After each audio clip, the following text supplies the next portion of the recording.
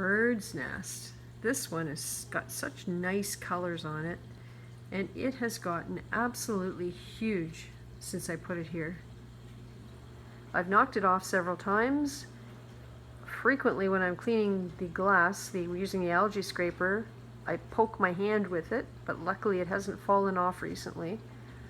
So maybe it's starting to encrust a little bit, but I really like it.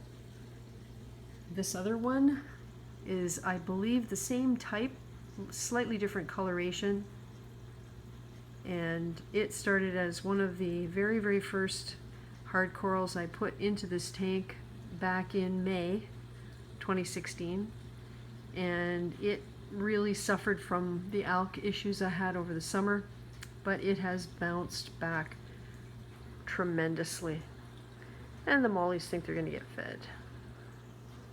Speaking of mollies, these mollies look suspiciously fat to me again. I'm just wondering, what was the male? I'm wondering if there's going to be more babies. If there is, I'll keep you posted. I was quite horrified to discover what happened to the other molly babies, besides the one that I featured in one of my videos, Where Did That Fish Come From?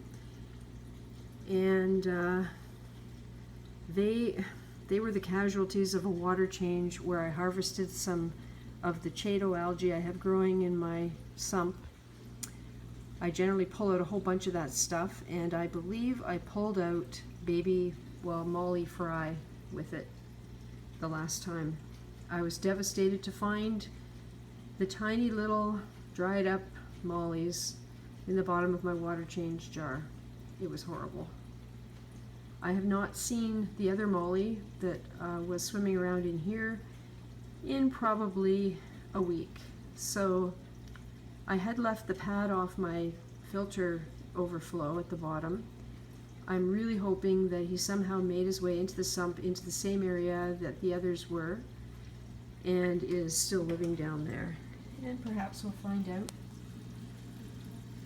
Right down in that Jebao algae, there's a lot of food for baby mollies down there.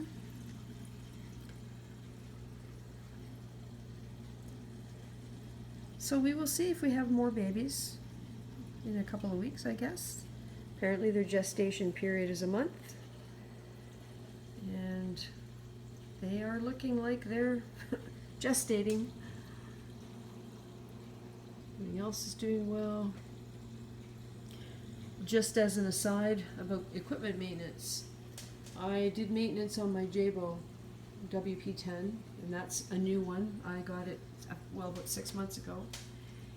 And when I put it back in here, the else flow, which is the chaotic flow meant for reef tanks, was so strong it was too much. The pectinia was getting skeletal. Everything was getting so blown around in here. So I actually had to change it to a wave mode because the else mode was too hard to control. I couldn't reduce the flow enough to make everything safe. So it's on the wave mode right now, W1S3, for anybody who has one of those things. And I was quite surprised that that happened, because I had thought that was the correct setting for in here. Obviously it wasn't, and the only reason it was working is because it was dirty. So now it's clean. We're on a wave mode, so everything gently sways. And I kind of like it. So I may leave it on that mode for a little while.